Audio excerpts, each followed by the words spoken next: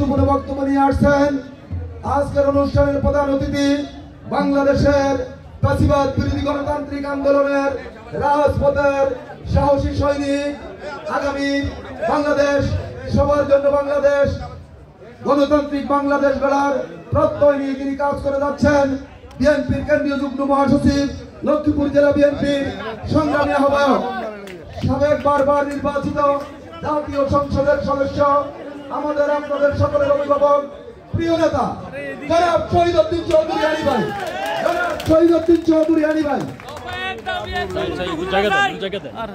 বিসমিল্লাহির রহমানির রহিম। আসলে আজকে প্রকৃত একটা ফ্যামিলি ডে, এটা আমরা সবাই কিন্তু ফিল করতেছি, যার কারণে শুধু ঢাকাস্থ চন্দ্রগঞ্জের যারা আছেন তারা ছাড়াও আমাদের চন্দ্রগঞ্জ এবং চন্দ্রগঞ্জের আশেপাশে যারা আছে তারাও কিন্তু অনেকে চলে আসছে। আমি এই সুন্দর উদ্যোগ গ্রহণ করার জন্য বিশেষ করে ঢাকাস্থ চন্দ্রগঞ্জ এই সমিতি যদিও নতুনভাবে আত্মপ্রকাশ করেছে, তবে দীর্ঘদিনের অনেকেরই প্রচেষ্টা ছিল, আমি সবকিছুই জানি, অনেকের উদ্যোগ ছিল। সেজন্য বর্তমান যে কমিটি এবং উপদেষ্টা পরিষদ, আমি তাদের সবাইকে আন্তরিকভাবে মোবারকবাদ জানাই এবং ধন্যবাদ জানাই।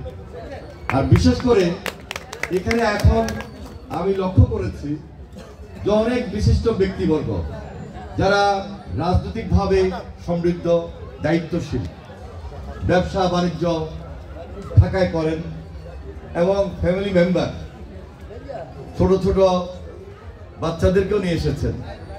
পুরাটা দিন সবাই এত সুন্দরভাবে কাটিয়েছেন, আমিও শরীক হওয়ার চেষ্টা করেছি।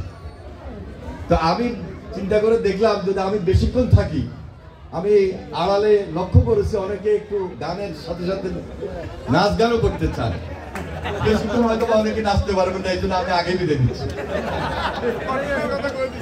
যাই হোক, তবে এই ধরনের প্রোগ্রাম আসলে আমাদেরকে অনুপ্রাণিত করে, আমাদের মধ্যে একটা বন্ধন তৈরি করে, যে বন্ধনের ভিত্তিতে আমরা চন্দ্রগঞ্জটাকে একত্রিত রাখবো, একত্রিত করব এবং চন্দ্রগঞ্জের উন্নয়নের সাথে আমরা জড়িত হব।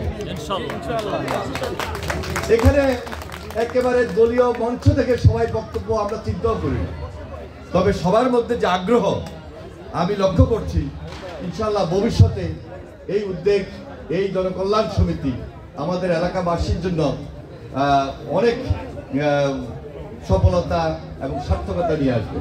এবং চন্দ্রগঞ্জের সঙ্গে আমি আগেও ছিলাম, এখনো আছি এবং না থাকার কোনো কারণ নেই। আপনারা আমাকে বারবার নির্বাচিত করেছেন, ইনশাল্লাহ ভবিষ্যতে আমি আপনাদের দোয়ায় যদি আবারও নির্বাচিত হই, ইনশাল্লাহ আপনাদের আশা ভরসা এবং প্রত্যাশার যে জায়গা, সেই জায়গা থেকে আপনাদের সঙ্গে কাজ করছি এবং করবো ইনশাল্লাহ।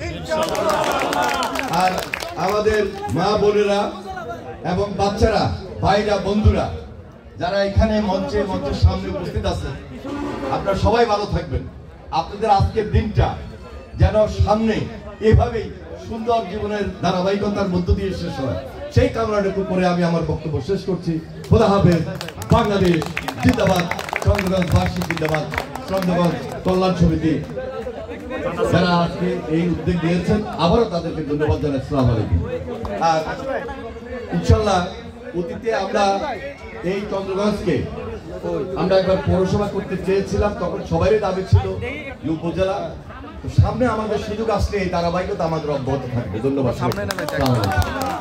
ধন্যবাদ মাননীয় প্রধান অতিথিকে।